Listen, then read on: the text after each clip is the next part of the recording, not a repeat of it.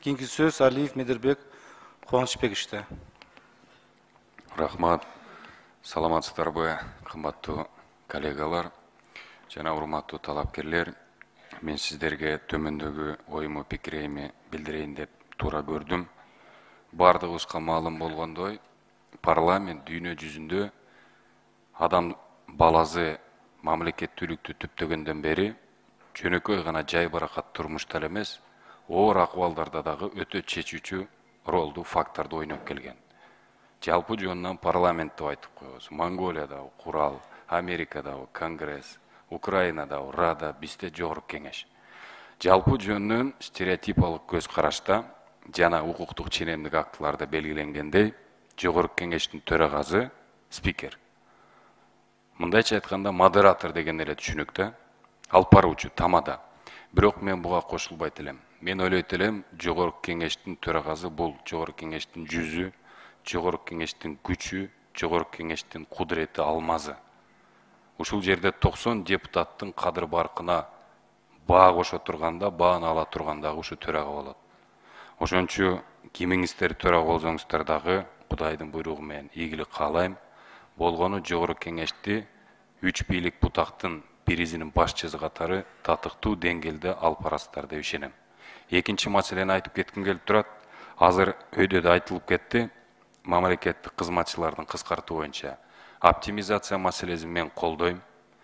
Министрликтер болобу, жергиликтүү өз алдынча башкаруу органдар болобу, же жогорку кеңештин аппаратыбы. Себеби алакандай 5 миллион калкка килейген, громоздкий, неповоротливый, как слон в фарфоровой лавке, госаппарат не нужен. Бирок дайыма биз кыскартуу маселесине келгенде байкуш бейбечаралар айдалып кетет да, крышасы жок, же тааныш билиши жоктор. Ошончу мен кимиңиздер төрага болсоңуздар сунуш айтып кеттим. Кош койлу. Кимиңиздер төрага болсоңуздар суранып кетким келет. Жогорку кеңештин аппаратында татыктуу кесипкөйлөрдү сактап калыңыздар. Тааныш билишти эмес, өкүл балдарды эмес, иштей ала турган, ишти жүргүзө ала тургандарды. Рахмат, ийгилик. Рахмат. Кийинки сөз Шакиев Нурланбек Тургунбековичте. Ассаламу алейкум, урматтуу кесиптештер. Барыңыздарды бүгүнкү ант бергүү аземинен кийинки биринчи жыйналышты өткөрүп аткан жакшы мааракебиз менен куттуктайм. Бул чоң тарыхый окуя. Мына азыр эки төрагалыкка талапкерге суроолорду берип атабыз. Мен бир сунуш катары айтат элем. Мына өзүңүздөр билесиздер, акыркы 10 жылда жогорку кеңештин аброю мурда болуп көрбөгөндөй түштү да. Мурда болуп көрбөгөндөй түштү. Жогорку кеңешке ар кандай аттар жабышты. Карапайым калк үчүн бир керек болсо театр сыяктуу деле көрүнүп калды да, кээ бир учурда. Эл арасында сатиранын баары ушу жогорку кеңеште, уруш талаштын баары жогорку кеңеште, ушак айымдын баары жогорку кеңеште деп. Эми жогорку кеңеш өзү бул мыйзам чыгаруу органы, эң жогорку трибуна. Мына ушул трибунаны, бийик трибунаны эң төмөнкү трибуна, төмөнкү кеңешке түшүп кетти. Буга жогорку кеңештин ошол акыркы 10 жылдагы төрагаларынын түздөн түз салымы бар. Түздөн түз салымы бар. Ошол кездеги президенттерге, өкмөт башчыларына кошомат ура берип, ушундай деңгээлге түшүрдү. Мына мен айтат элем, 6-чы чакырылышта андан бешметер болду. Мына азыр ушул жогорку кеңештин иш башкармалыгын талантырдуу. Сиз төрага болуп турган маалда президенттин администрацияга берип коюу, бул дагы ошонун уландысы. Бул дагы сиздин кадыр баркыңыз. Ошондо сиз талашышыңыз керек болчу. Ушул жогорку кеңеш андай болбойт. Бул мыйзам чыгаруу бийлигинин бир бутагы болсо, мыйзам чыгаруу бийлиги болсо, биз кантип беребиз деп. Сиз талашышыңыз керек болчу. Анан эми азыр бул жерде сиздер менен кайра алып келем, карап көрөбүз дегендерге мен анча ынанбайм. Ошон үчүн жогорку кеңештин эң чоң коргоочусу дагы даражасын көтөрүүсү да бул төрага.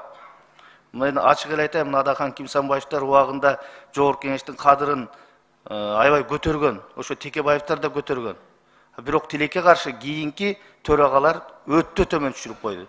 Мен айта албайм, ар бир чакырылышта 10-догон, 20-даган чыныгы эл өкүлдөрү, чыныгы мыкты юристтер, мыйзам чыгаруучулар отурду. Бирок арасында көпчүлүк ошо бийликке кошомо тургандар анын төраганын баскан турганы, кылган кошоматтары Кош койлу. мен айтат элем, азыркы бийликке дагы биз туура колдойбуз, оптимизацияны колдойбуз, кыскартууларды колдойбуз. Бирок бардыгы чеги менен ошо жумушка зыяны тийбегендей өлчөмдө болуш керек. Анан дагы бир нерсе, мына азыр өзүңүздөр билесиздер, президенттик администрациянын кызматкерлеринин айлыгы 1-ноябрдан 2 эсе көтөрүлгөн, 3 эсе көтөрүлгөн. А жогорку кеңештин кызматкерлеринин айлыгы 1 сом да көтөрүлбөптүр. А эмне үчүн муну настаивать этип маселе койбойсуңар өкмөткө, президенттик администрацияга? Биз эмне бул жердегилер өгөй балабызбы деп мына бул жердегилер азыр бизге айтып атышат. Ошон үчүн ушул маселелерди дагы сөз караш керек. Анан эң башкысы мындай мыйзам чыгаруу органы катары элдин турмушун жакшырта турган, көйгөйүн чече турган мыкты мыйзамдарды кабыл алайлы. Сандан сапат көтөйлү. Жылына 300 мыйзам, 350 мыйзам алдык деп мактанабыз, бирок ал элдин турмушун жакшырттыбы, элдин жашоонун жеңилдеттиби? Тескерисинче элдин жашоосун оорлоткон учурлар бар. Ошондой мыйзамдардын кабыл алынышына дагы төраганын кадыр баркы, билими, тажрыйбасы өтө натыйжалуу болот. Ошон үчүн экөөңүздөргө тең ийгилик каалайм. Оомат берсин, эгерде мындай бир аз катуураак айтсам, капа болбойсуздар. Рахмат. Рахмат.